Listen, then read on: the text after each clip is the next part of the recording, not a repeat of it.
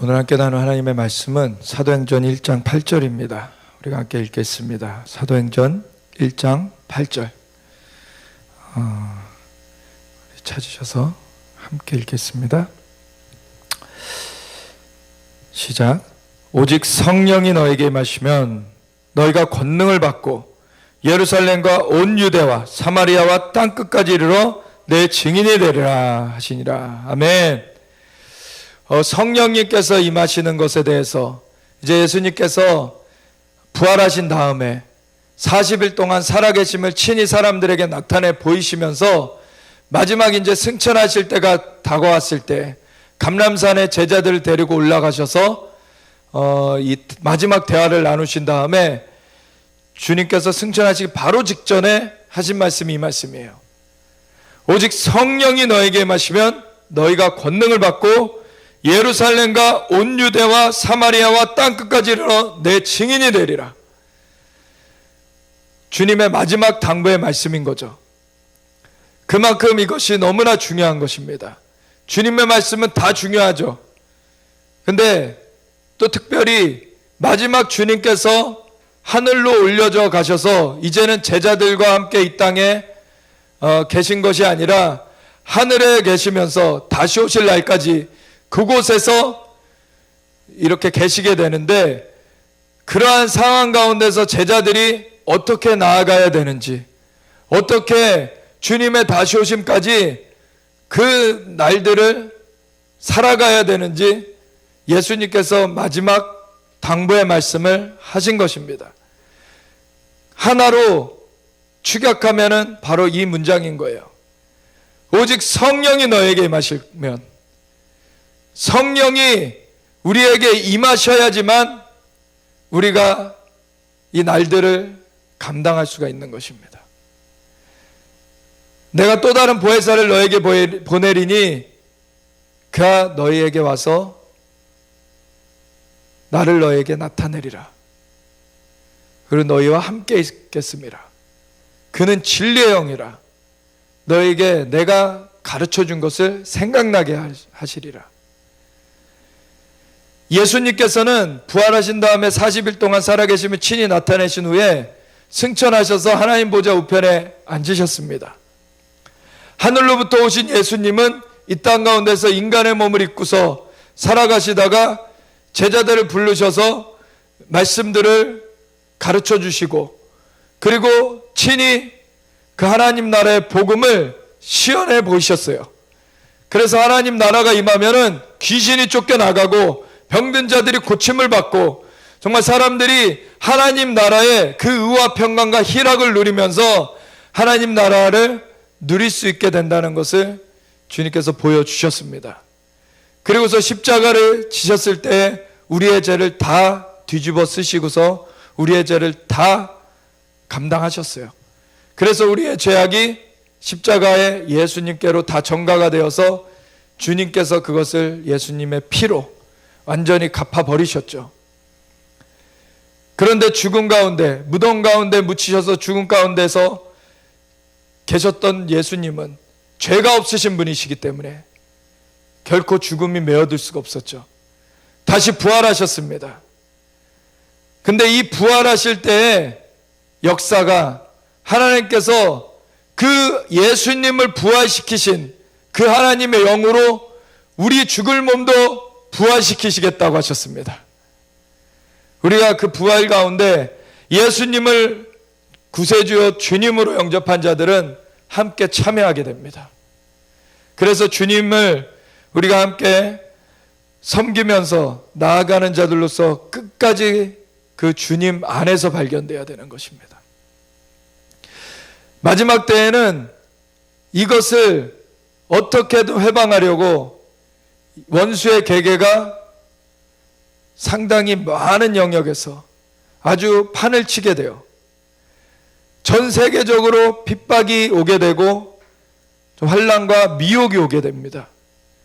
그러할 때 어떤 사람은 미혹으로서 거기서 이렇게 끌어내려고 하고, 어떤 사람은 핍박으로서 거기서 끌어내려고 하고, 그리스도의 몸 안에 있는 것을 이렇게 끌어내 가려고 원수가 아주 안간힘을 쓰게 됩니다. 원수는 이미 세상 사람들은 수중에 놓고 있죠. 세상 사람들은 이미 원수의 수중에 있어요. 그러면 그가 이 세상의 공중의 권세를 잡고 그렇게 활동을 하고 있어요. 이 세상 신노를 타고 있어요. 그래서 예수님이 초림하셨을 때 십자가에서 죽으셨다가 부활하시면서 원수의 머리를 깨트리셨지만 그가 공중에서 완전히 떨궈진 것은 아닙니다. 그때는 머리를 깨트리셔서, 머리라는 건 또 권세를 얘기해요. 그 권세를 주님께서 찾아오셨어요. 그래서 하늘과 땅의 모든 권세를 내게 주셨으니 그러므로 너희는 가서 모든 족속으로 제자를 삼아 아버지와 아들과 성령의 이름으로 침례를 베풀고 내가 너에게 분부한 모든 것을 가르쳐 지키게 하라. 볼지어다 내가 세상 끝날까지 너희와 항상 함께 있으리라. 예수님께서 마태복음 마지막 구절에 이 말씀을 하신 것을 기록해놨죠. 그래서 주님께서는 그 하늘과 땅의 권세를 되찾아 오셨어요. 근데 그 권세를 예수님께서 초림하셔서 되찾아 오셨을 때 바로 다 행사하신 것이 아닙니다. 어떻게 행사하시길 원하시냐면 승천하신 예수님께서 성령님을 보내주셔서 세우신 주님의 몸으로 그 권리를, 그 권세를 행사하시길 원하시는 거예요. 그래서 오직 성령이 너에게 임하시면 너희가 권능을 받는다. 그것이 주님의 몸된 교회 가운데 임하게 되는 것입니다. 성령님의 인도하신 가운데 그 권능을 행사할 수 있게 되는 거예요. 그래서 그 성령님께서 인도해 주셔서 그 예수님으로부터 오는 그 명령들, 내가 너희에게 가르친 것을 깨닫게, 그것을 생각나게 하리라. 주님께서 말씀하셨고 진리의 영이 우리를 인도하실 것이다. 그가 또 다른 보혜사다. 보혜사라는 말은 도와주시는 분이죠. 그래서 예수님께서 직접 인간의 몸을 입고 오셔서 이 땅 가운데서 삶을 사시면서 제자들을 이끌어 주셨었어요. 근데 예수님이 승천하시는 것이 너에게 더 유익하다. 왜냐하면 내가 아버지께로 감이라. 아버지께로 가면 내가 성령을 보내리니 그가 너희와 함께 있으리라. 그 전까지는 예수님께서 몸을 입고 계셨을 때에는 예수님은 하나님의 아들이시고 하나님과 한 분이시지만 몸을 입으시면서 제한되셨었어요. 왜냐하면 인간의 몸을 입고서 인간의 잘못을, 그 죄와 허물을 대속하셨어야 됐기 때문에. 그래서 예수님께서 제자들을 그때는 직접 인도해 주셨었어도 제자들의 속에 들어가신 것이 아니라 제자들 앞에 나타나셔서 제자들을 이끌어 주셨죠. 근데 내가 아버지께로 가는 것이 더 좋다는 것은 아버지께로 가면은 내가 성령을 너에게 보내주겠다. 그런 성령님이 너희 안에 거하시겠습니다. 우리 안에 성령님이 거하신다는 건 놀라운 일입니다. 하나님이 우리 안에 계신다는 거예요. 내 안에 계신 분이 세상에 있는 자보다 크십니다. 그분은 창조주세요. 전지전능하신 분이십니다. 사단은 전지전능하지 않아요. 근데 사람들이 자꾸 사단을 굉장히 막 두려워하면서 하나님에 대해서는 그렇게 쉽게 생각해요. 잘못된 것입니다. 하나님은 전지전능하신 분이세요. 사단이 우리를 위협할지라도 그는 우리의 이 육신의 목숨은 앗아갈 수 있어도 영혼을 앗아갈 수는 없어요. 우리가 스스로 그걸 내어놓지 않는 이상.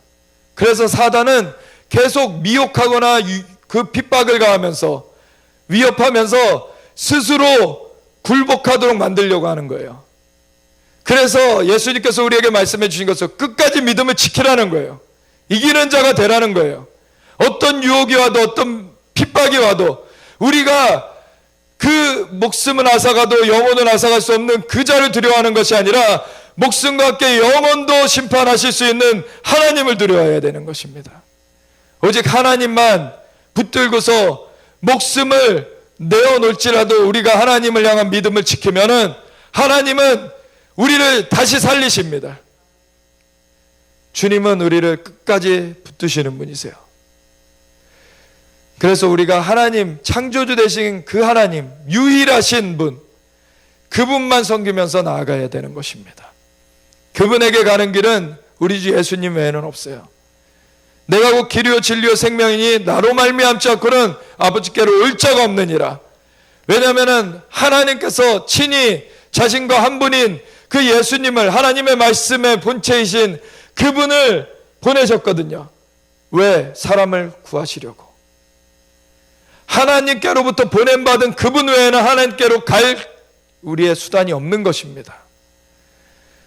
그 예수님이 길이요 진리요 생명입니다. 그리고 그 길, 진리, 생명 되신 예수님 안에서 우리는 성령님의 임하심을 받게 됩니다. 그래서 너희가 내 안에 있겠고 내가 너희 안에 있겠다, 주님 말씀하셨죠. 그것이 우리가 주님을 영접해서 주님 안으로, 우리가 주님의 몸으로 들어가게 되면 우리 안에는 성령님이 이제 거하시게 됩니다.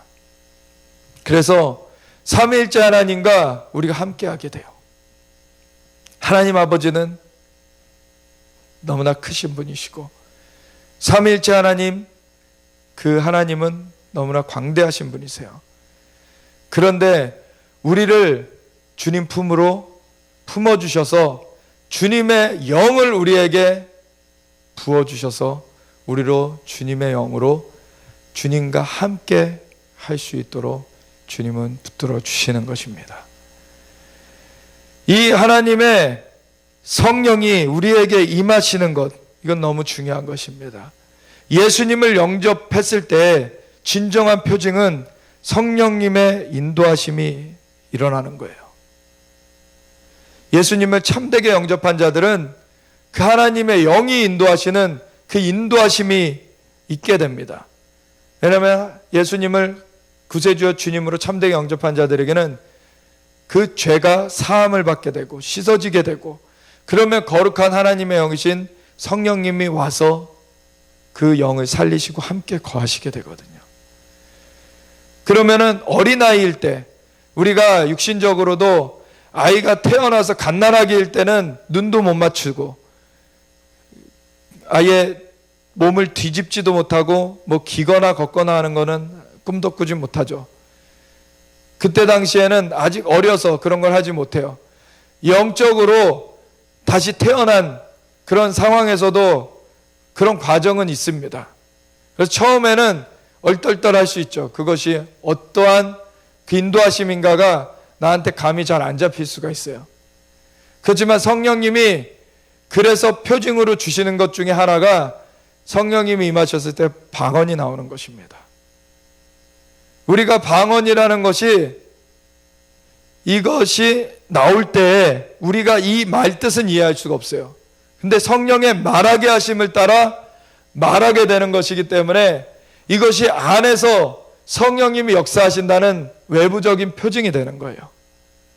그래서 방언이 그 나오느냐 안 나오느냐에 따라서 뭐 성령님이 계시냐 안 계시냐를 우리가 다 알 수는 없어요, 사실은. 근데 성령님이 임하셔서 역사하시면 사실 방언은 다 할 수가 있습니다. 근데 어떤 사람은 아직 그걸 생각해서 맡고 있는 사람들이 있는 것이죠.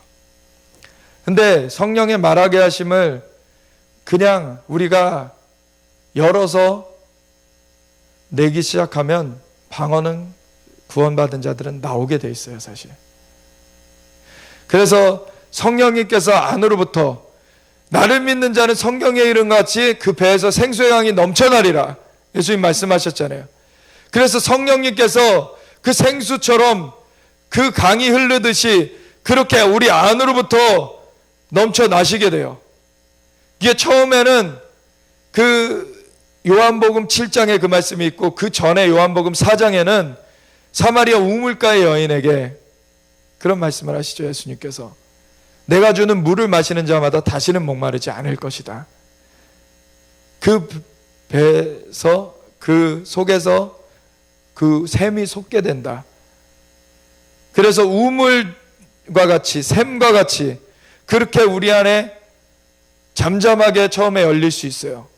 그런데 나중에 이게 강이 된다는 거예요. 강. 방언으로 많이 말하는 게 중요한 이유가 이거예요.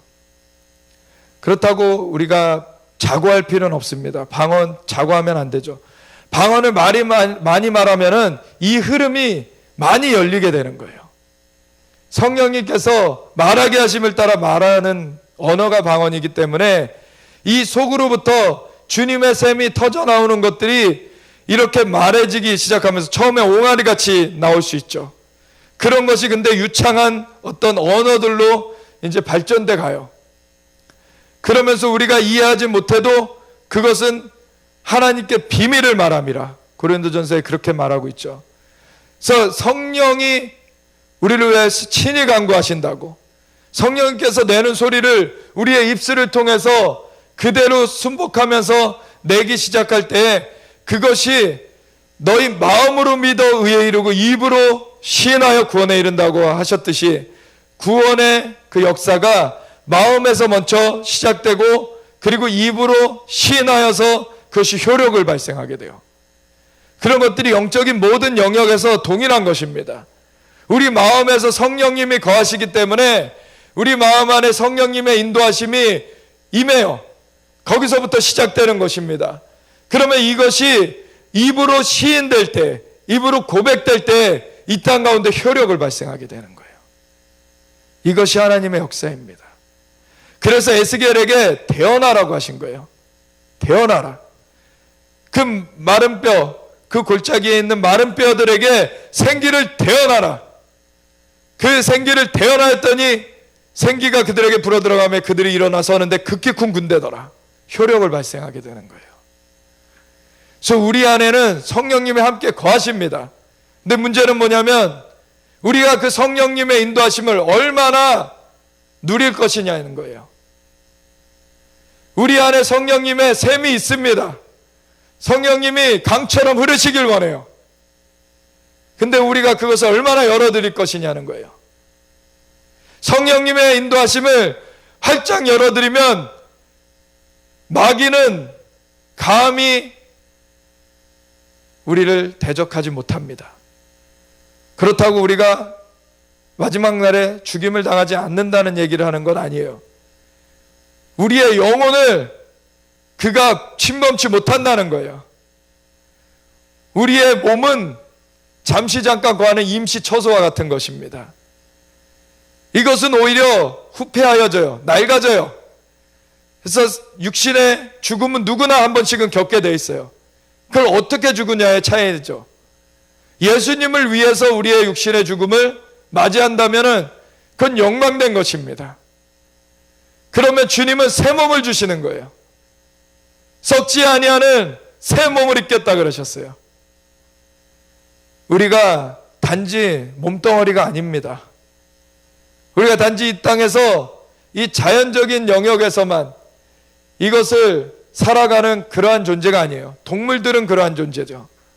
근데 인간은 영이 있습니다.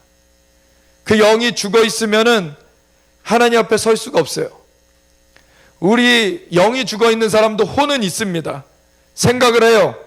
감정을 느껴요. 그리고 의지가 있습니다. 지정의라 그러죠. 이런 것들이 다 사람들에게 있어요. 그리고 동물들에게도 혼은 있습니다. IQ가 낮고 지능이 낮고 그리고 어떤 그 사고하는 것들이 인간만큼 되지 않을 뿐이지 동물들에게도 지능은 있어요. 사고하는 것이 있어요. 그리고 강아지도 자기가 좋아하는 거 안 좋아하는 거 있잖아요. 그런 건 있어요. 근데 그 동물들처럼 혼만 갖고 우리가 몸뚱아리 안에 사는 그런 존재로 인간이 끝나게끔 하나님께서 만드신 것이 아닙니다. 인간에게는 생기를 코끝에 불어넣어서 생명이 되게 하셨어요. 하나님의 호흡을, 하나님의 영을 불어넣어 주신 것입니다. 하나님의 형상과 모양대로 만드셨다는 것이 하나님은 영이시니 예배하는 자든 영과 진리로 예배할지니라 하셨는데 하나님의 영을 우리가 받았다는 거예요. 원래 처음 창조 때부터 하나님은 인간은 영을 받은 존재로 만드셨던 것입니다. 근데 인간이 범죄를 하게 되었을 때 창세기 6장에 보면 하나님의 영이 더 이상 사람과 함께 있지 못하게 된 것을 얘기하죠. 그런 다음에 인간의 연수가 120년으로 제한되게 돼버려요. 하나님의 영과 함께 할 때에는 온전하게 주님의 영으로서, 아직 범죄하기 전에 주님의 영과 함께하고 있을 때에는 죽음이 없었어요. 그때는 사실 아담은 죽지 않는 존재로 그렇게 창조된 자였습니다.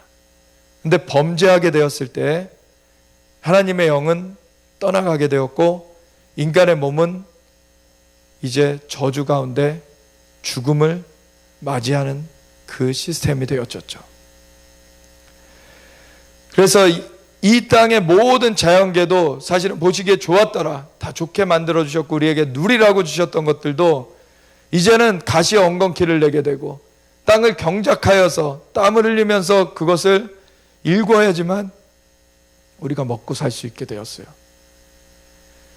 원래는 이 땅을 정복하고 모든 생물을 다스리도록 되어 있던 이 땅의 신과 같이 만들어주신 하나님께서 그렇게 창조하신 존재가 인간이었는데, 이젠 이 땅에 얽어매이게 됐어요. 그리고 이 땅과 그 사람의 죄를 범한 그 사람의 영혼을 이제 그 유혹을 했던 마귀가 휘두르게, 그렇게 유린하게 되었던 것이죠. 근데 하나님께서 그의 아들을 보내신 것은 마귀의 일을 멸하려 하심이라. 마귀의 그 속박을 끊어내시고, 이제는 죄 때문에 하나님과 끊어져서 영이 죽어서 이제는 동물과 같이 살아가게 된 인간을 건지시고자 하나님의 아들이 오셔서 인간의 몸을 입고서 이 인간들을 주님의 핏값으로 죄를 대신 갚아주셔서 살리셨어요. 이제는 예수님을 구세주여 주님으로 믿는 자들에게는 그 죄가 사함받고 성령님이 임하셔서 그 영을 다시 살리심으로 말미암아 이제는 하나님과 다시 함께하게 되었습니다. 그런데 아직 우리의 몸은 새로워지지 않았죠. 그렇기 때문에 죽음은 아직도 겪어요. 예수님을 영접한 자들도. 그렇지만 예수님이 다시 오시면 그 죽어질 몸도 썩지 아니할 것으로 변화됩니다. 완전한 구속이 완성되는 것이죠. 근데 예수님이 오시기 전에 죽는 사람들은 그냥 몸을 벗는 거예요. 이 후패할 몸을 먼저 벗는 것입니다. 그리고 예수님이 다시 오시면 부활의 몸을 입게 돼요. 그래서 예수님이 공중에 임하실 때 죽은 자들이 부활하는 일이 먼저 있죠. 그리고 그때까지 살아남아서 예수님을 믿는 것을 지키고 살아남아 있는 자들은 변화되는 몸으로, 이제 썩지 않을 몸으로 완전히 변화되는 그러한 일이 있고, 그리고 공중으로 끌어올려져요. 그래서 주님을 거기서 뵙고 같이 혼인잔치를 갖게 됩니다. 우리가 그 자리에 나아가야 됩니다. 우리는 예수님이 오시기 전에 어떠한 유혹과 핍박이 있든지 간에 그것을 이겨야 돼요. 근데 어떻게 이길 수 있습니까? 우리 안에 거하시는 성령님이 세상에 있는 자보다 크십니다. 성령님으로 이기는 거예요. 그래서 슬기로운 다섯 처녀가 기름을 준비하였다. 이것이 성령님의 인도하심을 훈련되어서 나아간 자들을 말하는 거예요. 그러한 자들은 어둠의 때에도 승리합니다. 이기는 것이에요. 세상에 그냥 살기 편한 시대에는 그런 것이 드러나지 않아요. 그것을 준비 안 한 사람들도 가장하면서 살 수 있어요. 그런 것처럼. 근데 어둠의 때가 오면, 마지막 때의 유혹과 핍박이 강력하게 임하면은 기름을 준비 안 한 그 자들은 걸리게 되는 것입니다. 우리가 정말 주님의 성령이 우리한테 임해 계세요. 그리고 권능을 풀어주시길 원하십니다. 오직 성령이 너희에게 임하시면 너희가 권능을 받고, 그러면 그것의 목적은 무엇입니까? 그래서 우리가 그냥 이 삶을 극복하는 것, 이것만을 말하시는 게 아니라 예수님의 증인된 삶을 살아가는 거예요. 온 유대와 사마리아 땅끝까지 이르러, 예루살렘으로부터 온 유대와 사마리아 땅끝까지 이르러 내 증인이 되리라. 그 예수님의 이름을 끝까지 높이면서 승리해야 되는 것입니다. 이번에 이스라엘을 5월 29일부터 6월 8일까지 9박 11일 동안을 이제 다녀오게 됐는데, 오순절을 앞두고 이 성령 강림 주일을 앞두고 다녀오게 됐는데, 먼저는 하나님께서 갈멜산으로 인도하셨습니다. 그 갈멜산은 과거에 한 2700년, 800년 전에 그 이스라엘 백성들이 우상 숭배에 완전 빠져 있을 때 하나님께서 엘리야를 일으키셔서 강력하게 성령으로 그를 붙드시고서 인도해 주셔서 처음에는 하늘을 닫아 비를 내리지 못하게 그렇게 하시면서 그 배경을 준비케 하셨어요. 그리고서는 비가 내리지 않으니까 가물어서 이제는 고통하고 있는 그 이스라엘 백성들을 이제 그 갈멜산으로 모아서 도전한 거죠. 누가 비를 내리는지, 누가 불을 내리는지, 먼저는 누가 불을 내리는지 그 분이 하나님이시다. 그래서 바알과 아세라의 그 선지자 850명들도 모였고 아합 왕도 모였고, 이제 그곳에서 이스라엘 백성들이 모여졌어요. 먼저 바알과 아세라의 그 제사장들에게 먼저 해봐라. 이미 가물어 있었기 때문에 사실은 아주 뜨거운 그 중동 날씨에서 보자면은 조금만 어떤 그 발화가 될 수 있는 거리가 있으면은 금방 불이 붙을 수 있는 그런 환경이죠. 그런데 그 마른 상태에서도 아무리 그들이 뛰고 돌고 막 난리를 쳐도, 나중에는 막 몸을 자해하면서 피를 흘려도 불은 내리지 않습니다. 이제 엘리야가 제단을 하나님을 위해서 쌓고 그 위에 물까지 부으라 그래요. 도랑까지 가득 차게 만들었어요. 그리고 하늘의 하나님께 구합니다. 하나님이여, 하나님이 하나님 되신 것과 내가 주의 종된 것을 주님께서 불러응답하사 나타내소서. 하나님께서 응답하시고 완전 물에 흠뻑 적셔진 그 제단을 주님께서 불로 사르십니다.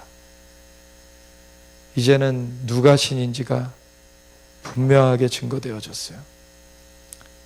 거짓 선지자들을 처단합니다. 그리고서는 그 이후에 했던 것이 이제 비를 위해서 구해요. 7번을 기도한 끝에 손바닥만한 작은 구름이 있는 것을 보고 이제 비가 오나이다. 먼저는 비의 소리를 들었죠. 그 기도를 하기 전에 비의 소리를 먼저 예언적으로 들었어요. 그리고 그걸 붙들고 기도한 것입니다. 우리가 예언적인 음성을 들었을 때, 하나님의 음성이 들려졌을 때 우리가 그걸 갖고 기도해야 돼요. 그것이 이루어질 때까지. 그건 하나님의 약속이 먼저 주어진 거예요. 그것을 하시겠다. 그러면은 그것을 그냥 운명론적으로 하나님께서 하시겠지. 근데 우리가 마음으로 믿어 의에 이르고 입으로 신하여 구원에 이른다고 한 그 원칙과 같이 우리의 마음에 먼저 성령님께서 말씀하시고 우리의 입으로 대언케 하셔서 그것을 이루시는 것입니다. 그래서 우리가 먼저 그것을 놓고 기도할 때 그것이 실제 우리 눈에 펼쳐지는 것을 보게 되는 거예요. 엘리야는 그 비의 소리를 먼저 들어서 아합 왕한테 비의 소리가 들리나이다. 먼저 가라 그래요. 그러고서 올라가서 기도해요. 다시 7번을 기도한 끝에 한 번 기도하고 사환을 보내서 보라 그러고, 갈멜산은 그 지중해 변에 그 있기 때문에 바로 그 바닷가가 보입니다. 봉우리에서는. 그래서 사환에게 가서 보라 그래요. 근데 아무것도 없나이다. 7번을 보낸 끝에 사환이 손바닥만한 작은 구름이 보이나이다. 이게 하나님의 역사입니다.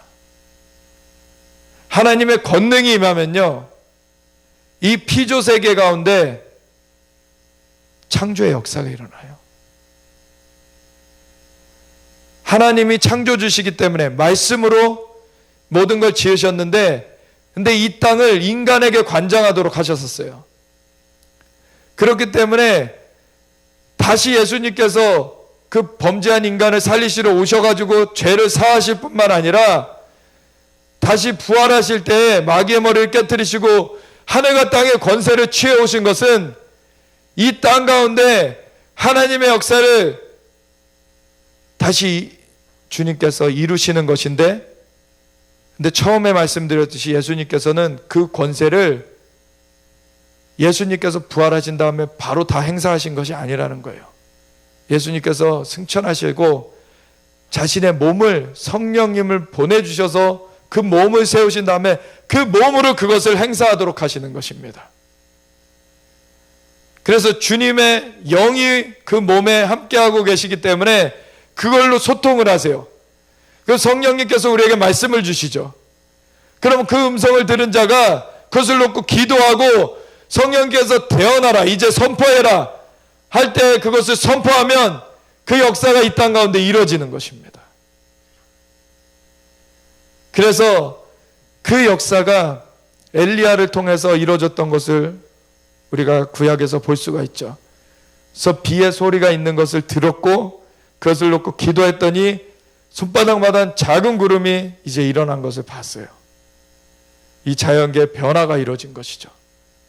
그리고 그것이 비를 내리기 시작합니다. 그리고 나서 엘리야가 마차를 타고서 간 그 아합보다도 빨리 달립니다. 초자연적인 하나님의 능력이 임한 거예요. 구약보다도 더 나은 그런 약속을 받은 자들이 이 신약의 성도들입니다. 고린도서 3장에는 모세의 얼굴에 임하였던 하나님의 영광의 빛, 그것이 수건으로 덮여져서 사람들이 그것도 이렇게 놀랍게 여겼는데, 근데 그것은 계속 머물러 있을 수 있는 것이 아니었어요. 왜냐하면 구약에서는 아직 그 예수님의 구속이 이루어지기 전이었기 때문에 인간의 몸이 그걸 계속 지니고 있을 수가 없었습니다. 근데 이제는 예수님의 대속이 이루어졌기 때문에 하나님의 영이 우리와 함께 거하시는 거예요. 그러니까 그 영광을 보며 그 형상으로 하여 그의 그 형상으로 영광에서 영광에 이르는 그 일이 우리 안에서 계속 이루어져 가는 것입니다. 이는 주의 영으로 말미암음이라. 오직 성령이 너에게 임하시면 너희가 권능을 받고, 그래서 주님께서는 이 권능을 다시 입혀주시길 원하세요. 근데 이 권능은 하나님을 위해서 쓰여질 수도 있고 다른 쪽으로 쓰여질 수도 있다는 걸 우린 주의해야 돼요. 성령님께서 임하셔서 이 권능을 부어주실 때 주기도문의 맨 마지막에 대개 나라와 권세와 영광이 영원히 아버지께 있나이다 라고 마무리를 하잖아요. 그때 나온 권세, 나라와 권세와 영광 할 때 그 권세랑 같은 단어예요. 두라미스, 주님의 권세, 권능을 우리에게 부어주셔서 나라와 권세와 영광, 그 모든 것은 하나님께서 원래 다 가지신 것인데 그 안에서 우리가 예수님의 몸 안으로 들어가서 그것을 이 땅 가운데 우리가 풀어내게끔 하시는 거예요. 주님께서 우리로 그 대언자들이 되게 하시는 것입니다. 그 갈멜산에 이번에 갔을 때 하나님께서 3일을 금식하면서 거기서 기다리라고 하신 거예요. 그래서 매일 거기서 예배를 드렸는데 예배 가운데 하나님께서 하늘 문을 여시고 정말 하늘로부터 빛을 강력하게 비춰주시면서 주님의 영광의 빛을 나타내셨는데, 하나님께서 이제는 열린 하늘문으로 다니게 하신다. 올해 첫날부터 하나님 그 말씀을 주셨는데 이제는 열린 하늘문으로 다니게 하시는 것은 예수님으로 말미암아 이제는 하늘과 땅의 모든 권세가 다시 열려지는데, 그래서 하늘에 있는 것이나 땅에 있는 것이나 예수 그리스도 안에서 모두가 통일되어지는 그 날을 하나님께서는 이끌어 가시면서 우리로 말미암아 하늘과 열린 문으로 소통하면서 정말 그 하늘에 계신 하나님의 인도하심을 우리가 막힘없이 받길 원하십니다.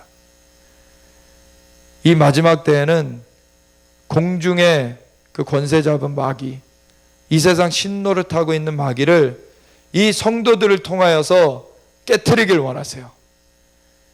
이번에 예루살렘에서 기도할 때는 하나님께서 로마서 16장 16절의 말씀을 주셨습니다.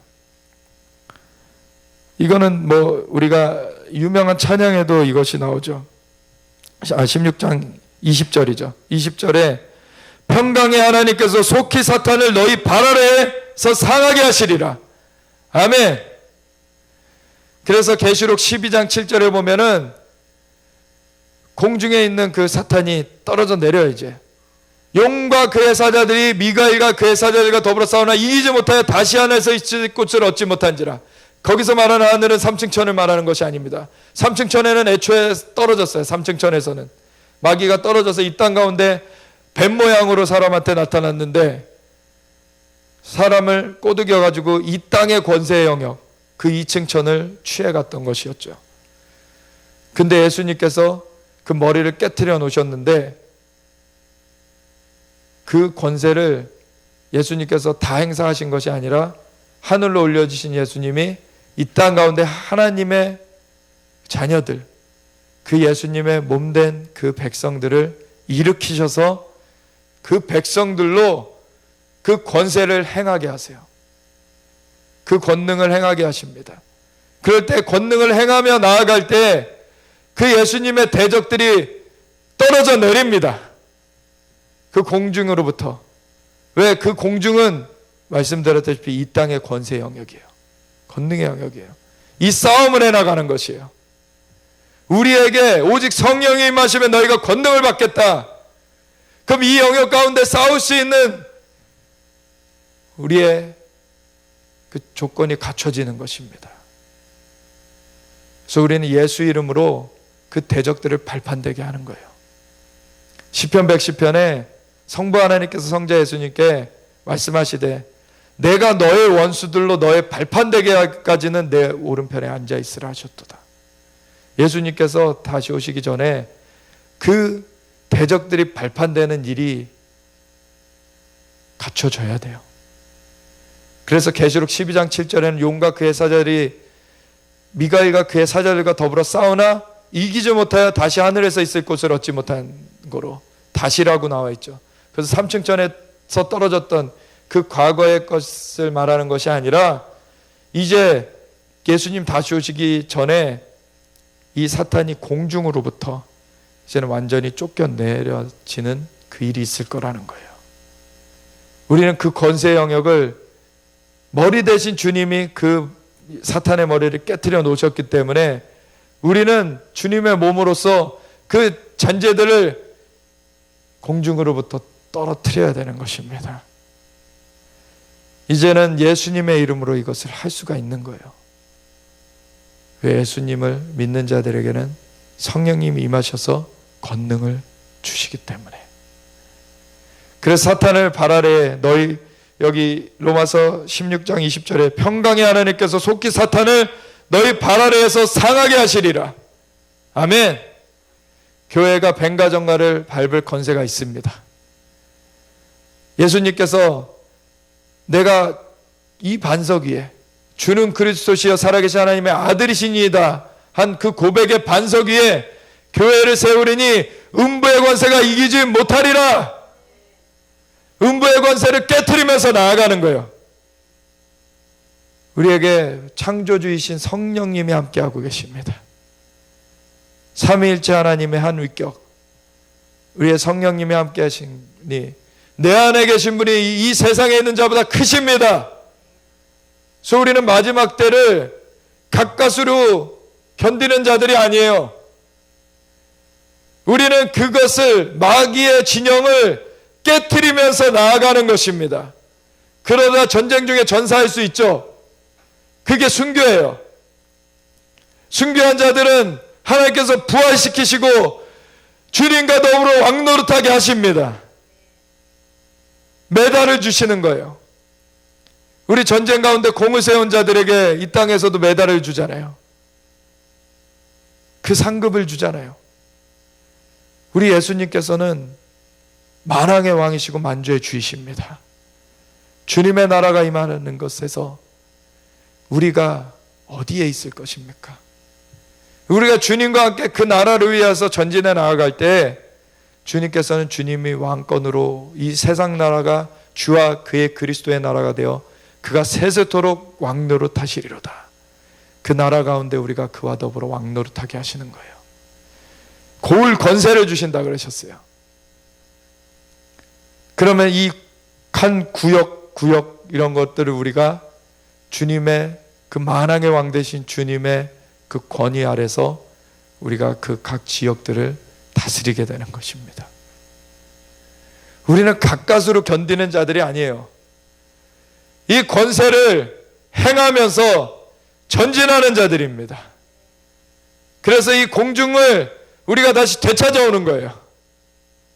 공중 권세 잡은 그 악한 세력들을 떨구면서, 그럴 때 하늘의 천사들이 함께합니다. 미가엘이 파견되어 이 천사들이 함께하면서 공중에서는 이 천사들이 그것을 또 처리하게 되죠. 그런데 이 땅에서 전진하는 이 사람들과 함께하게 되는 것입니다. 그것이. 그래서 우리가 그 권세를 우리가 취하며 나아가기 원해요. 근데 마태복음 7장에 보면은 거짓 선지자들 삼가라 그러시죠. 그 열매로 그들을 알리라 그래요. 근데 이 선지자들이 뭐라고 하냐면 21절에 나더러 주여 주여 하는 자마다 다 천국에 들어갈 것이 아니요 다만 하늘에 계신 내 아버지의 뜻대로 행하는 자라야 들어가리라 예수님 말씀하셨는데, 이 자들은 뭐라고 말하냐면 많은 사람들이 나더러 이르되 주여 주여 우리가 주의 이름으로 선지자 노릇하며, 다른 이름도 아니에요. 사실 주님의 이름으로 한다고 하는 사람들을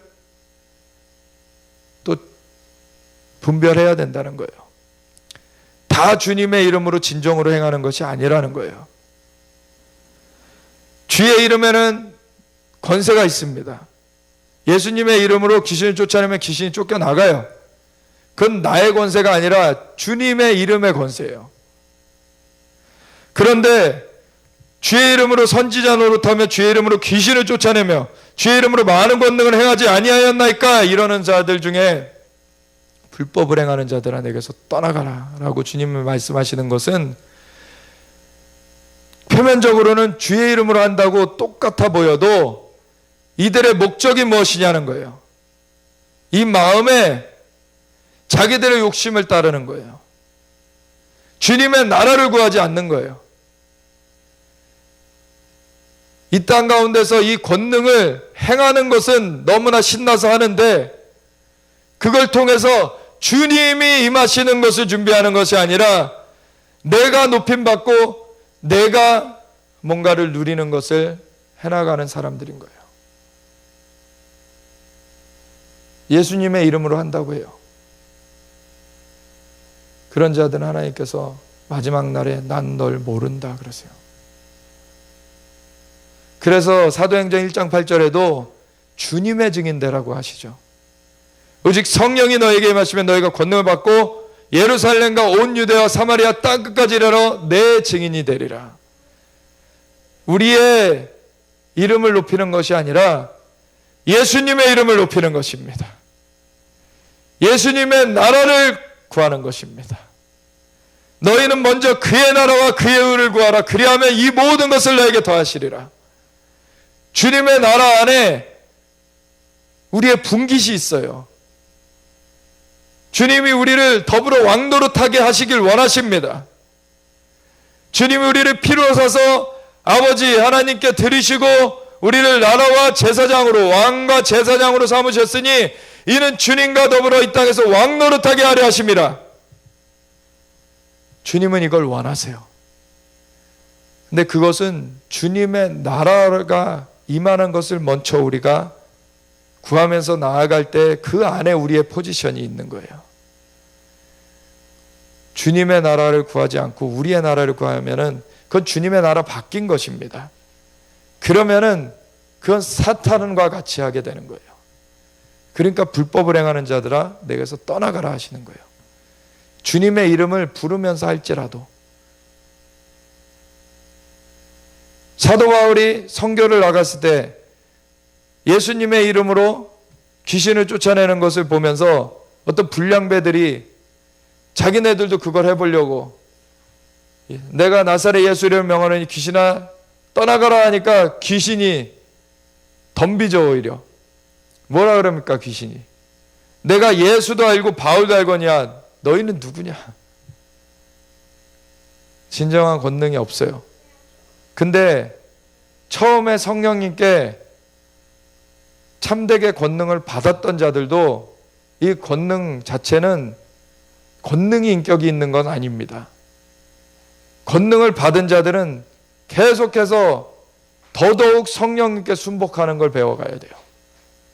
성령님께서 인도하시는 것을 따라서 그 권능들을 행해 나갈 때에 그것이 열매를 맺게 됩니다. 아름다운 열매를 맺게 돼요. 성령님이 주권자가 되셔야 돼요. 그래서 우리가 원하는 것들을 하는 것이 아니라 하나님이 원하시는 것들을 성령님께서 알려주실 때 그것들을 우리가 행하게 되는 것입니다. 그것이 주님의 법도대로 나아가는 거예요. 그거를 떠나면은 불법이 되는 것이죠. 하나님의 나라는 먹는 것과 마시는 것이 아니니 성령 안에서의 의와 평강과 희락이라고 하셨습니다. 로마서 14장 17절에 말씀하시죠. 그래서 성령님의 인도하신 가운데 의로서 평강으로서 희락으로서 우리가 나아갈 수 있는 것이에요. 그래서 우리도 그 가운데 누리면서 살게 되는 것이고 사람들에게도 그러한 삶을 살도록 우리가 초청하는 것입니다. 우리의 삶이 완전히 주님께 붙들려서 나아가길 원합니다. 마태복음 22장 23절부터 보시면은 부활이 없다 하는 사두개인들이 그날 예수께 와서 물어 이르되 선생님이여 모세가 일렀으되 사람이 만일 자식이 없이 죽으면 그 동생이 그 아내에게 장가들어 형을 위하여 상속자를 세울지니라 하였나이다. 우리 중에 칠형제가 있었는데 마지가 장가들었다가 죽어 상속자가 없으므로 그 아내를 그 동생에게 물려주고 그 둘째와 셋째로 일곱째까지 그렇게 하다가 최후에 그 여자도 죽었나이다. 그런즉 그들이 다 그를 취하였으니 부활 때에 일곱 중에 누구의 아내가 되리까? 이 사두개인들은 부활을 믿지 않는 자들이었어요. 그러니까 예수님을 어떻게든 걸어 넘어뜨리려고 이렇게 황당무계한 질문을 했는데 예수님은 뭐라고 하십니까? 예수께서 대답하여 이르시되 너희가 성경도 하나님의 능력도 알지 못하는 거로 오해하였도다. 여기서 말하는 하나님의 능력이 그 두나미스, 우리에게 권능을 주시겠다는 그 능력입니다. 이게 바로 부활의 능력이에요. 하나님은 우리에게 부활의 능력을 주시는 것입니다. 그래서 정말 내가 하는 일을 너희도 할 것이요 그보다 큰 일도 하리니 이는 내가 아버지께로 감이라. 아버지께로 가면 성령님을 보내주셔서 우리와 함께 거하게 하시는 것이죠. 그래서 창조의 영이 우리 안에 거하시기 때문에 예수님을 죽은 가운데서 부활시키신 그 영이 우리와 함께 계시기 때문에 부활의 역사가 우리의 삶을 통해서 일어나는 것입니다.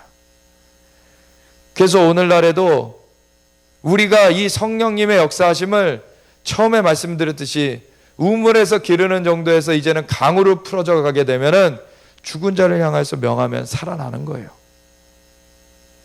나사렛 예수 그리스도의 이름으로 명하노니 그 영혼은 다시 돌아오고 이 사람은 살아날지어다. 이 에스겔이 생기를 향하여 대언하였을 때 그들이 살아난 그 환상을 본 것처럼 이것이 우리 삶 가운데 풀어질 수 있는 것입니다. 그거는 우리가 잘나서가 아니에요. 우리 안에 창조의 영이 함께 하시기 때문에 우리가 얼마나 그것을 누릴까는 우리가 그것을 얼마나 사모하면서 그것을 주님께 열어드릴까의 문제인 거예요. 주님께서 우리의 삶을 그렇게 인도해 가시길 원하십니다. 부활 때에는 장가도 아니 가고 시집도 아니 가고 하늘에 있는 천사들과 같으니라. 왜냐하면 우리 부활하면은 우리 썩어진 몸을 그대로 입고 있는 것이 아니라 새 몸을 입어요. 썩지 아니할 몸을 입어요. 이제는 천사들과 같이 되어버려요. 그래서 몸에 거치는 것이 없어집니다. 영원히 이제는 다시 죽을 일이 없어요. 영원한 세계에 살면서 그때는 자식을 낳는 일이 있는 것이 아니라 그냥 영원히 하나님과 함께 그 살아남은 자들이 함께 그 복을 누리면서 사는 것입니다.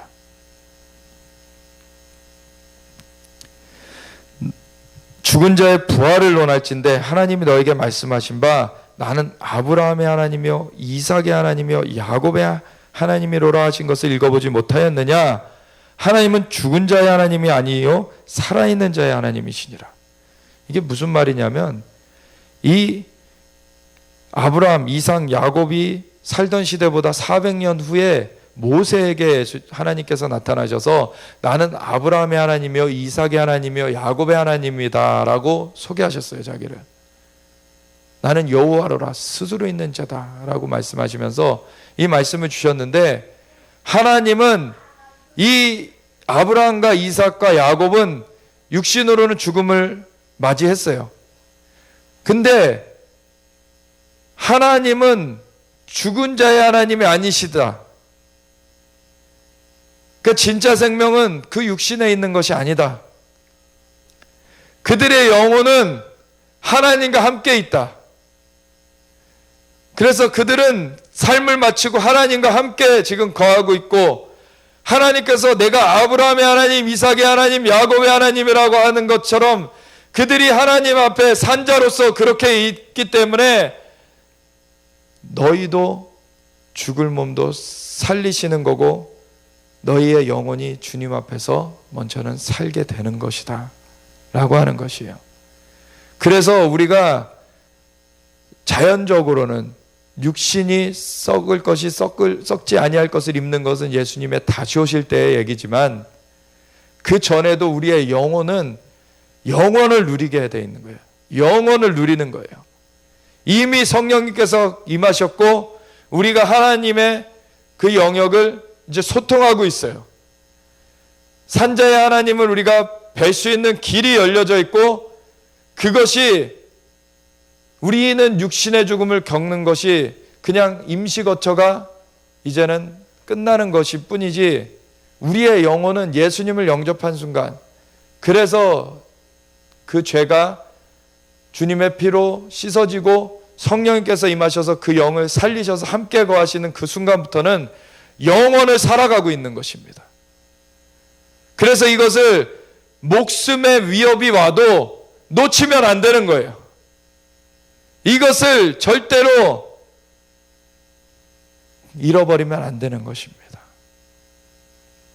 나중에 가서 우리가 천국 가는 티켓을 따놓고 나중에 천국 가겠지 이렇게 생각할 게 아니라, 우리는 예수님을 영접한 순간 거듭나서 영원한 그 삶으로 들어갔어요. 우리의 영혼은. 근데 몸의 구속을 우리가 기다리고 있는 거죠. 근데 몸의 구속을 기다리면서 어떻게 죽으나 한 번은 죽을 거를 갖다가 몸에 칼이 들어와서 위협한다고 그 몸의 위협 때문에 그 믿음을 저버리게 되면 영원히 죽는 거예요. 그 얼마나 어리석게 되는 것입니까? 하나님은 산자의 하나님이십니다. 그러면 영원히 죽은 자들은 지옥으로 가지 하나님과 함께 있을 수가 없는 거예요.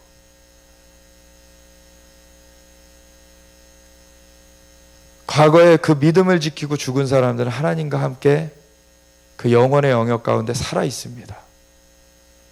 그리고 예수님이 다시 오실 때에는 부활의 몸을 입고 자연계에도 다시 보여질 거예요. 근데 우리가 먼저는 영혼으로서 주님의 영원한 세계에 먼저 들어가는 것입니다. 이렇게 생각을 하시게 될 때 그 아브라함, 이삭, 야곱 이런 믿음의 선진들이 하늘에 있잖아요. 천사들의 방문이 우리 가운데 있게 되는 것과 이 성도들의 방문이 있는 것이 우리한테 열려지게 되는 거예요. 이 영역이. 왜? 만왕의 왕이신 예수님이 우리를 방문해 주시는데 뭐 천사들이 방문하는 것이 사실 대수입니까? 사실 성도들이 방문하는 것이 대수입니까? 살아있는 자들이기 때문에 우리는 그 영혼의 영역에 이제 소통하는 자들이 되었기 때문에 이것이 우리 안에서 더 깊어지면 이 영역이 활짝 열려져 가면서 이 소통이 원활해져 가는 겁니다. 이제는 이 땅을 살면서도 하늘이 더 가까워지는 삶이 되는 거예요. 이 영혼의 영역이. 우리의 삶이 그렇게 되어져야 되는 것입니다. 그럴 때 이 땅은 후패하고 썩어지고 정말 이 땅은 망가지고 그러는데 이것이 변화될 날이 오죠. 예수님이 다시 오시는 날. 이 땅은, 이 자연 영역은 그때야 새로워져요. 그 전에도 일시적으로는 우리가 선포함으로 어떤 것들을 이 땅 가운데 바꿔낼 수 있습니다. 근데 이 땅이 전체적으로 완전히 새로워지는 것은 예수님이 다시 오시는 그때예요. 그 전에 근데 우리는 영혼으로서, 영으로서 영혼의 영역을 이미 들어간 자들입니다. 그래서 그것을 우리가 깊이 누려가면서 그것을 이 땅 가운데 선포해 가는 거예요. 계속해서. 그러면 주님의 역사가 이 땅 가운데 풀어지는 것입니다. 그것이 주님의 권능이에요. 그것이 마지막 날에는 그 죽을 몸도 부활시키시는 하나님의 역사로 나타나는 것이죠. 마태복음 24장 29절부터 31절까지 보면 그날 환난 후에 즉시 해가 어두워지며, 예수님의 임하시는 날은 환난이 있어야지 그 다음에 임해요. 그러니까 이 때를 우리가 이기는 것은, 이 환난이라는 것은 너무 우리가 두려워할 것이 아닌 것이 준비된 자들에게는 마지막 아주 결전의 날인 것입니다. 마지막 그 전투의 날이에요. 이 공중의 세력들을 완전히 이제는 일망타진할 그러한 결전의 날인 것입니다. 그러한 때에 우리가 전투를 치르다가 전쟁 가운데 전사하게 되면 영광의 면류관을 얻는 거예요. 그날 환난 후에 즉시 해가 어두워지며 달이 빛을 내지 아니하며 별들이 하늘에서 떨어지며 하늘의 권능들이 흔들리리라. 이 자연계에 진동을 하는 것입니다. 주님이 다시 자연계 가운데 나타나시기 때문에 그때 인자의 징조가 하늘에서 보이겠고 그때 땅의 모든 족속들이 통곡하며 그들이 인자가 구름을 타고 능력과 큰 영광으로 오는 것을 보리라. 아멘. 이때의 능력도 그 두나미스 하나님의 권능을 말하는 거예요. 그가 큰 나팔 소리와 함께 천사들을 보내리니 그들이 그의 택하신 자들을 하늘 이 끝에서 저 끝까지 사방에서 모으리라. 아멘. 끝까지 주님 앞에서 주님을 온전히 높이며 주님을 따르는 자들로서 이 자리에 서는 자들이 되길 원합니다. 그래서 우리가 사도행전 2장에 보시면은 성령님이 임하신 사건 가운데 오순절이 되어서 전 세계에 흩어져 있던 유대인들도 이제는 1년에 3차례는 예루살렘으로 그 성전에 나오라고 하나님 명령하셨기 때문에 그 중에 하나인 이 오순절에 유대인들이 모여 있었죠. 근데 그때 성령님이 임하신 사건이 있었어요. 이 예수님의 제자들한테. 그랬더니 그걸 그 뭔지 모르는 사람들이 저들이 술에 취하였다라고 조롱하니까 베드로가 일어나서 지금이 때가 제3시니 오전 9시니 지금 술 취한 거 아니다. 그러면서 얘기를 해주는데 14절부터입니다. 베드로가 11사도와 함께 서서 소리를 높여 이르되 유대인들과 예루살렘에 사는 모든 사람들아, 이 일을 너희로 알게 할 것이니 내 말에 귀를 기울이라. 때가 제3시니 너희 생각과 같이 이 사람들이 취한 것이 아니라 이는 곧 선지자 요엘을 통하여 말씀하신 것이니 일렀으되 하나님이 말씀하시기를 말세에 내가 내 영을 모든 육체에 부어주리니 너희의 자녀들은 예언할 것이요 너희의 젊은이들은 환상을 보고 너희의 늙은이들은 꿈을 꾸리라. 그때 내가 내 영을 내 남종과 여종들에게 부어주리니 그들이 예언할 것이요 또 내가 위로 하늘에서는 기사를 아래로 땅에서는 징조를 베풀리니 곧 피와 불과 연기로다. 죄 크고 영화로운 날이 이르기 전에 해가 변하여 어두워지고 달이 변하여 피가 되리라. 누구든지 주의 이름을 부르는 자는 구원을 받으려 하였느니라. 이스라엘 사람들아, 이 말을 들으라. 너희도 아는 바와 같이 하나님께서 나사렛 예수로 큰 권능과 기사와 표적을 너희 가운데서 베푸사 너희 앞에서 그를 증언하셨느니라. 예수님께서 오셔서 큰 권능과 기사와 표적을 행하셨는데 이것이 하나님의 증거였어요. 그리고 결정적으로 예수님이 죽음 가운데 부활하신 것이 증표이죠. 그 능력이 나타났어요. 그것이 우리에게 임하고 주님께서 그 권능으로 우리를 인도하십니다. 그런데 그 권능을 어떻게 우리가 사용할까가 우리의 책임인 것입니다. 달란트 비유에서 나오는 거기에 사람들에게 달란트를 나눠준다고 했을 때 재능을 주었다라는 얘기를 해요. 그것도 이 두나미스예요. 재능이 권능을 주셨다는 거예요, 사실.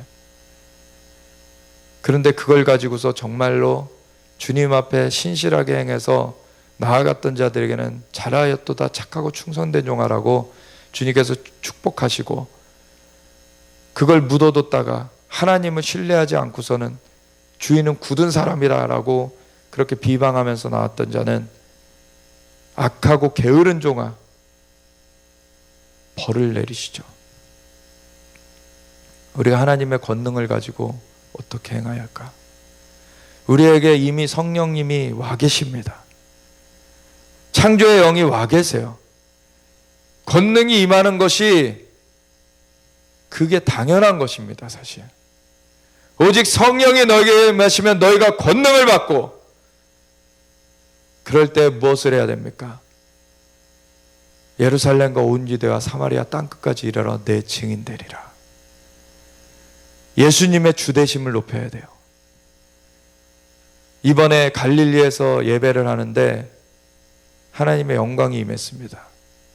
하나님께서 말씀하시는 것이 너희에게 권능을 주는 것은 나의 주됨을 너희가 전파하게 하려는 것이다. 내 앞에 순복해라. 다 엎드려졌어요. 하나님이 실제하시는 분이시고 우리한테 말씀하십니다.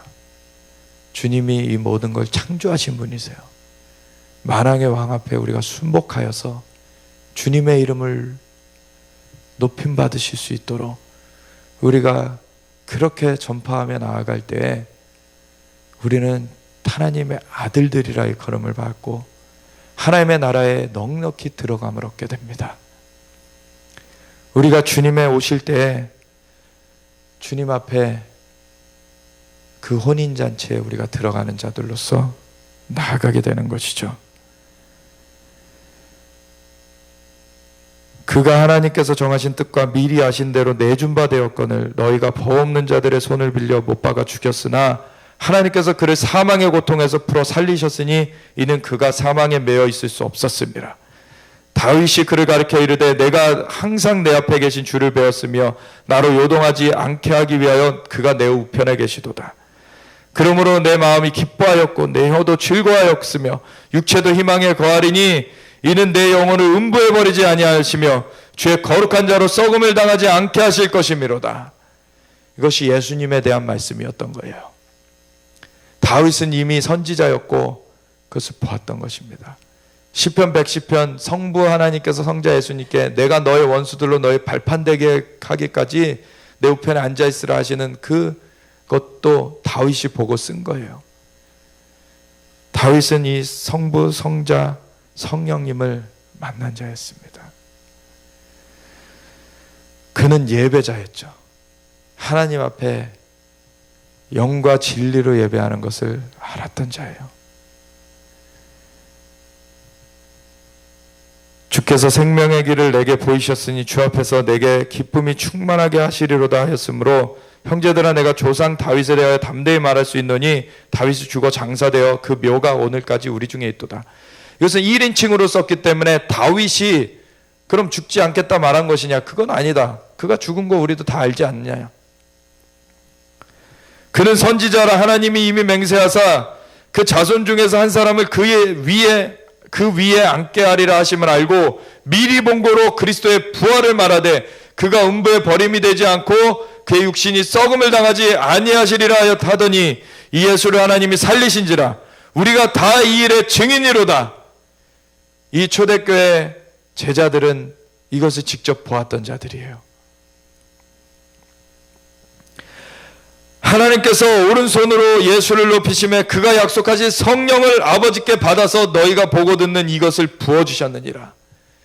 그래서 그 예수님이 부활하신 다음에 40일간 친히 보이셨고 그 다음에 승천하셨는데 승천하신 후 10일이 지난 후에 오순절이 임했어요. 이 오순절에 성령님이 임하시니 그들이 성령의 말하게 하심을 따라 다른 방언으로 말하기를 시작했습니다.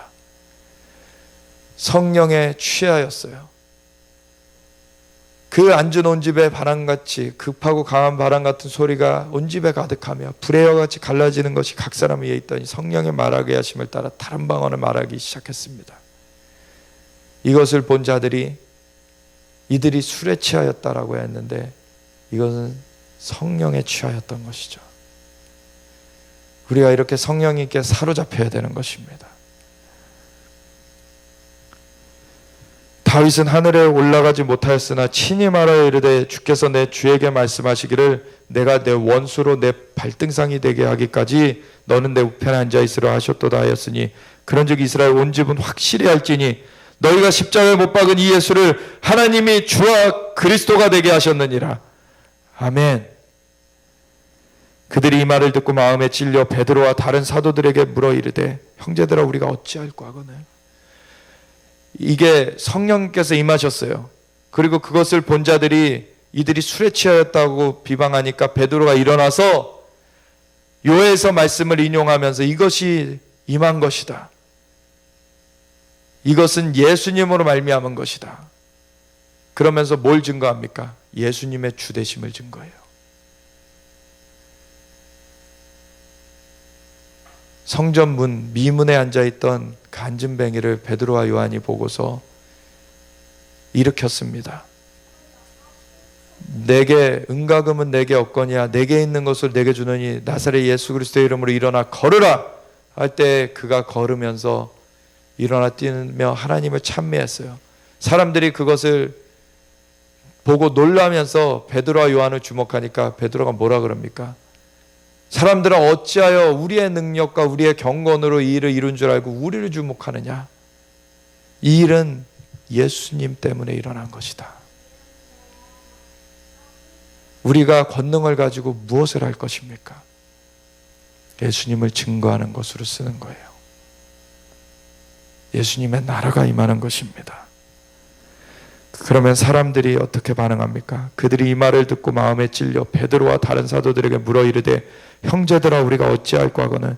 베드로가 이르되 너희가 회개하여 각각 예수 그리스도의 이름으로 침례를 받으라. 침례를 받고 죄사함을 받으라. 그리하면 성령의 선물을 받으리니. 똑같이 그렇게 예수님을 영접해서 성령의 선물을 받도록 인도해 주는 것입니다. 이 약속은 너희와 너희 자녀와 모든 먼데 사람 곧 주 우리 하나님이 얼마든지 부르시는 자들에게 하신 것이라 하고 또 여러 말로 확증하며 권하여 이르되 너희가 이 패역한 세대에서 구원을 받으라 하시니. 그것은 초대교회 그 세대만 말한 게 아니에요. 패역한 세상에서 구원을 받으라는 거예요. 그래서 이 세상과 하늘나라를 이렇게 비교해서 말씀하실 때도 있는데 이 세대와 올 세대로 비교해서 말씀하실 때도 있어요. 이 세대는 아직 공중에 그러한 악한 자들이 있는 그런 세대인데, 그래서 세상에 악한 것들이 일어나는 세대인데, 예수님이 다시 오셔서 완전히 그 발판된 자들을 깨트리시면서 세상 나라가 주와 그의 그리스도의 나라가 될 때에는, 그는 올 세대를 말하는 거죠. 그때는 완전한 주님의 축복이 펼쳐지는 세대입니다.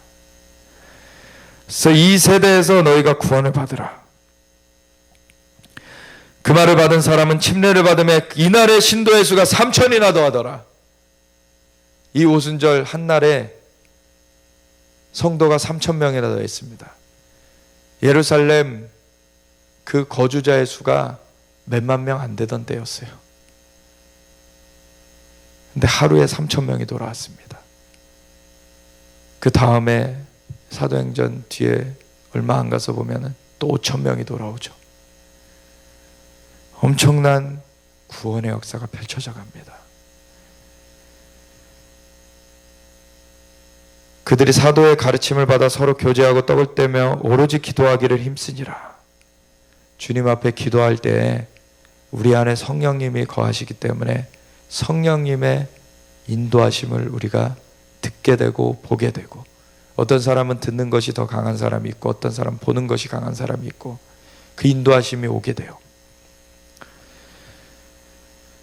사람마다 두려워하는데 사도들로 말미암아 기사와 표적이 많이 나타나니 믿는 사람이 다 함께해서 모든 물건을 서로 통용하고 또 재산과 소유를 팔아 각 사람의 필요를 따라 나눠주며 날마다 마음을 같이하여 성전에 모이기를 힘쓰고 집에서 떡을 떼며 기쁨과 순전한 마음으로 음식을 먹고 하나님을 찬미하며 또 온 백성에게 칭송을 받으니 주께서 구원받는 사람을 날마다 더하게 하시니라.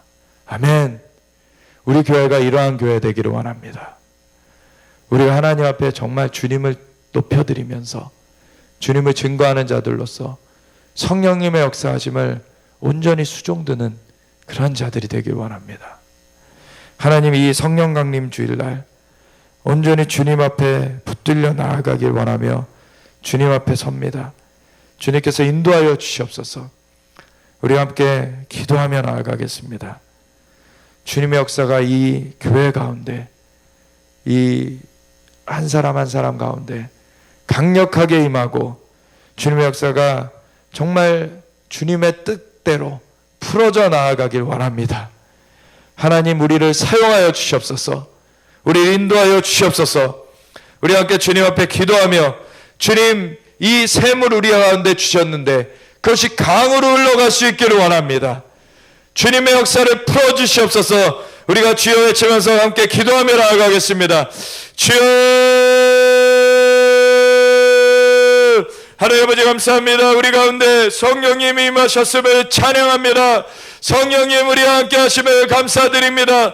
예, 우리 주 예수님으로 말미암아 이 길이 열려졌고 우리의 죄가 사함받고 거룩하신 영, 창조의 영이 우리 가운데 오셔서 우리의 영을 살리시고 함께하고 계십니다. 우리를 영원의 나라로 인도하여 주심을 감사드립니다. 마지막 때에 어떠한 유혹이 와도 어떠한 핍박이 와도 우리가 굴하지 않을 것입니다. 우리는 오로지 예수님의 이름을 높여드리며 주의 주되심을 높여드리며 나아갈 것입니다. 주님 앞에 순복하며 우리가 주의 주되심을 높여드리며 우리가 주님의 그 영광을 아버지 드러내는 자들로서 우리가 나아갈 것입니다. 주님의 영으로 역사하시옵소서. 예, 성령의 강물이 흘러갈지어다.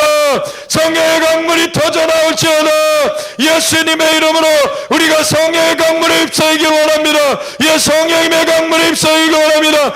오직 성령이 임하시면 너희가 권능을 받고 예루살렘과 온 유다 사마리아 땅끝까지 이르러 내 증인이 되리라 하신 주님의 말씀대로 이제 하나님 주님의 역사가 강력하게 풀어져 나갈 때 주님의 주되심이 드러나리이다. 주님의 주되심을 우리가 증거하리이다. 따르는 기사 표적으로 친히 말씀을 확증하시며 하나님의 역사를 이루심으로 말미암아 구원받는 자들이 날마다 더하더라. 구원받는 사람을 날마다 더하게 하시더라. 예, 주님의 역사가 이것 가운데 강력하게 풀어져갈 것을 선포합니다. 예, 주님의 영광을 나타내시옵소서. 주님의 역사를 풀어주시옵소서. 할렐루야. 주님을 찬양합니다. 홀로 높임 받으시옵소서.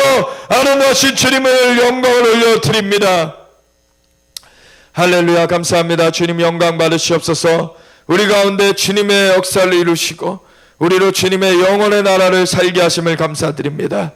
이제는 성령님께서 우리를 인도해 가시며 우리와 함께 거하시는 성령님이 어디로 인도하시든지 간에 우리가 함께 나아가기 원합니다. 어린 양이 인도하시는 그 인도하심을 우리 성령님으로 말미암아 우리가 따라오니 주님께서 인도하여 주시고 하나님 우리 주님의 주되심을 우리가 증거하며 나아갈 때 하늘의 권능들이 흔들리며 아버지여 주님 공중 권세 잡은 자들이 땅으로 내어 쫓기며 아버지여 주님의 주되신 가운데 그들이 발판되어지는 주님의 역사가 이루어집니다.